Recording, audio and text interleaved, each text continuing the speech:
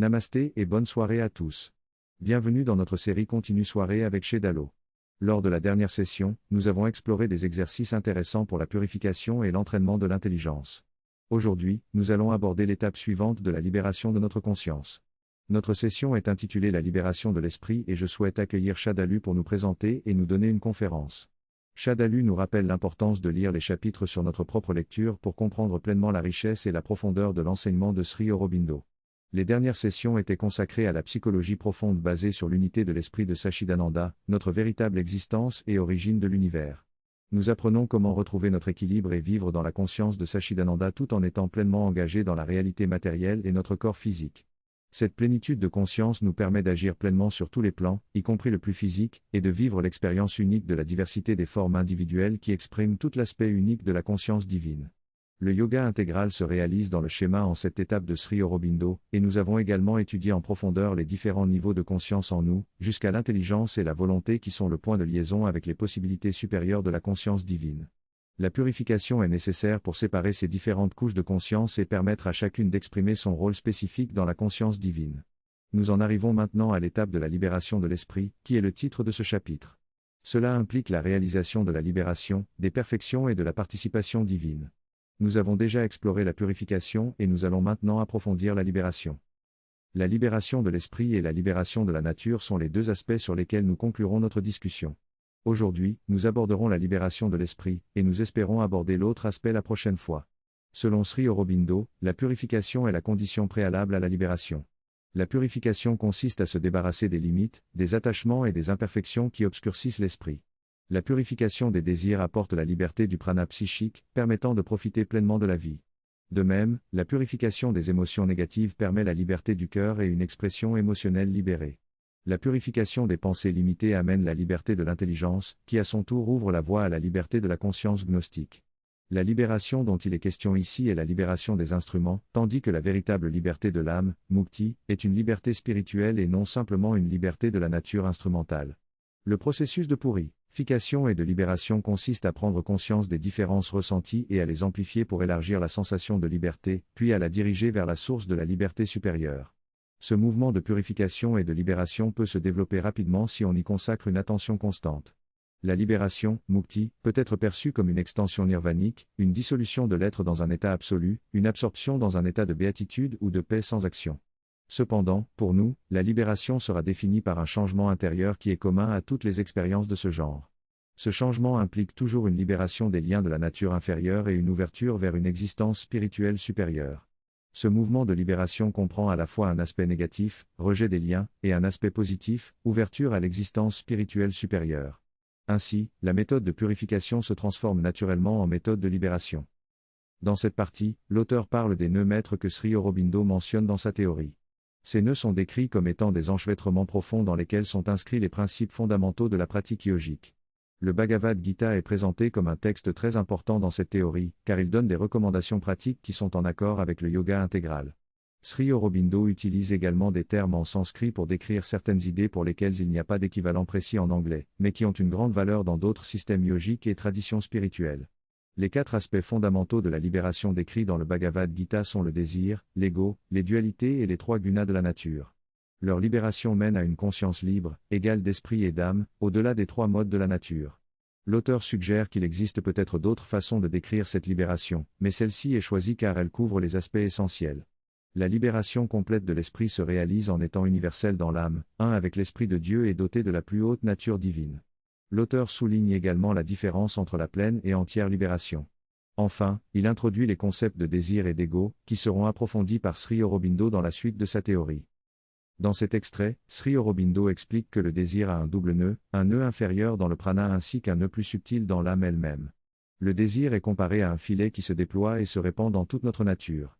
Il est essentiel à la vie ordinaire de l'homme, car il coordonne nos pensées, émotions, sensations et actions.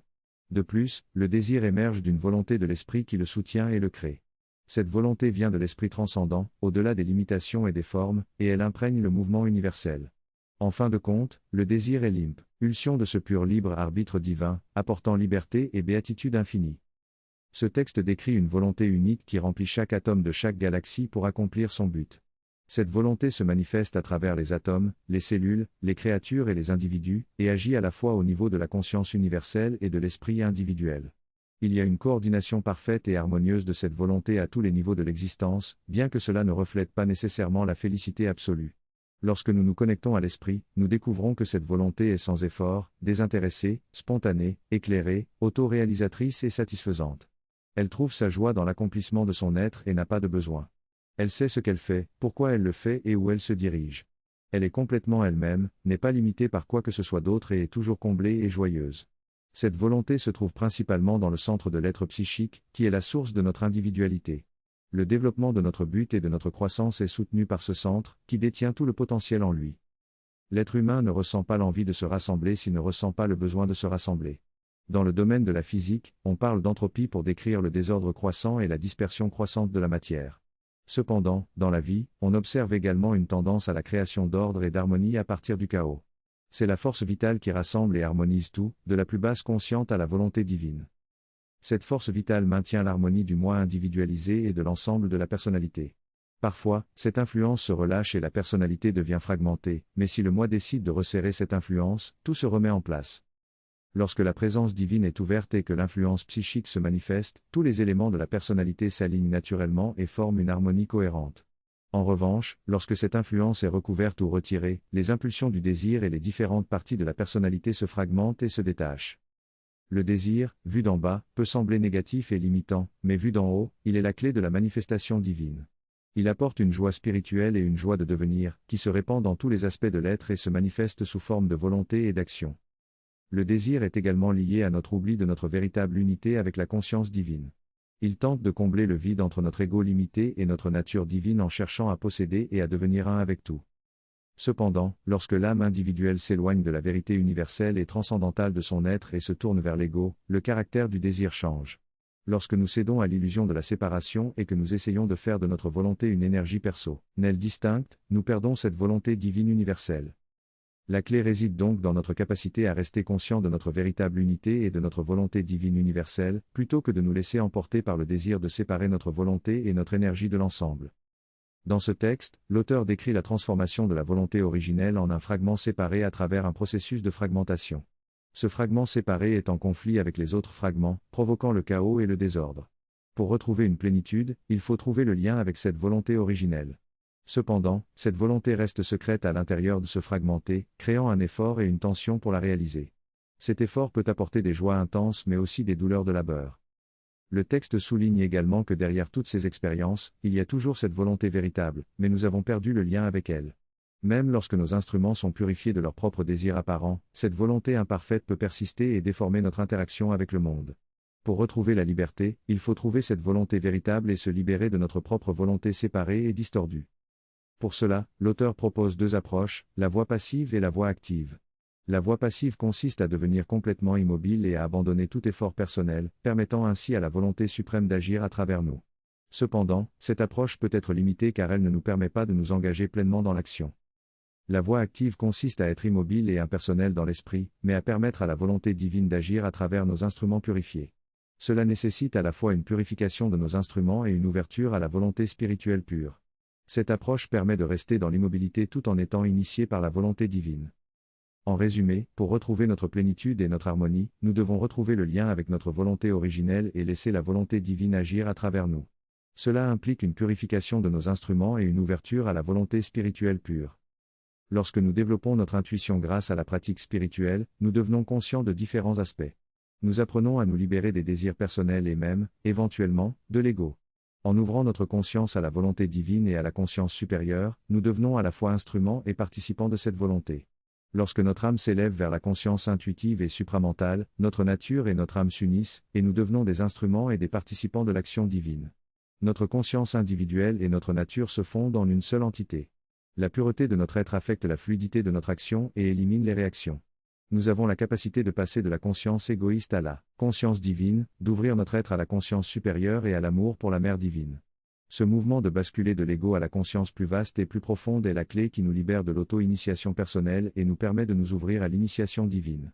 Notre séparation du divin est la cause de notre souffrance, mais nous avons aussi choisi cette expérience pour pouvoir ensuite nous unir dans la béatitude de l'union avec le divin. Nous avons choisi de jouer ce rôle dans l'univers et maintenant nous avons décidé de nous éveiller et de nous retrouver. Nous sommes devenus un point focal individuel, un véhicule permettant cette union avec notre propre source.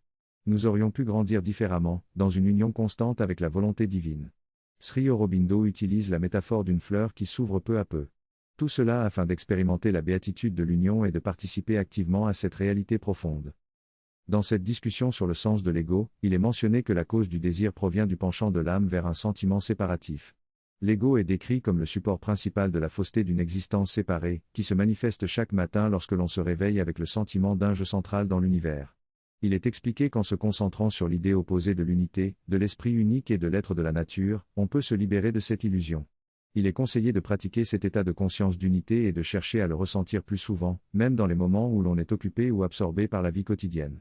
En s'entraînant à revenir à cet état de liberté intérieure, on peut se sentir en harmonie avec soi-même quel que soit le contexte, et bénéficier d'une plus grande paix et d'un plus grand sentiment de liberté.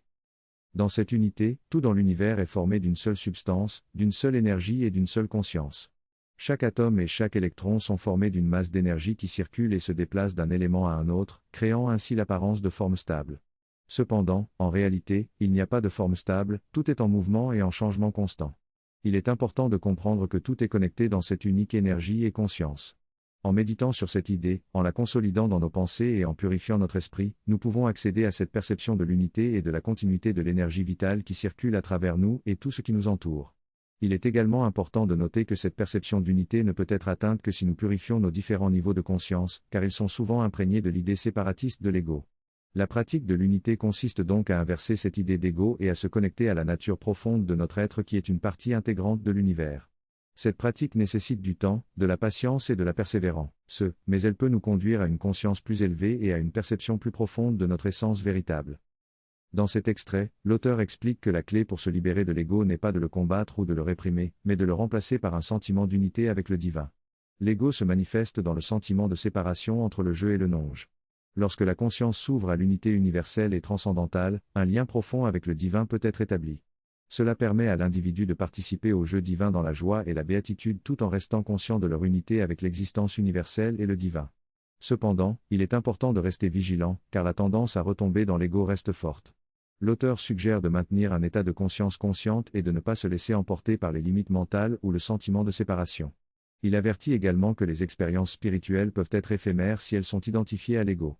L'objectif ultime est d'atteindre une libération spirituelle de l'ego et de vivre dans l'unité avec le divin et tous les êtres. Le texte parle de la recherche de la liberté spirituelle et de la relation entre le désir et l'ego. L'auteur propose une méthode de yoga intégrale qui consiste à s'élever et à se soumettre complètement à la divinité.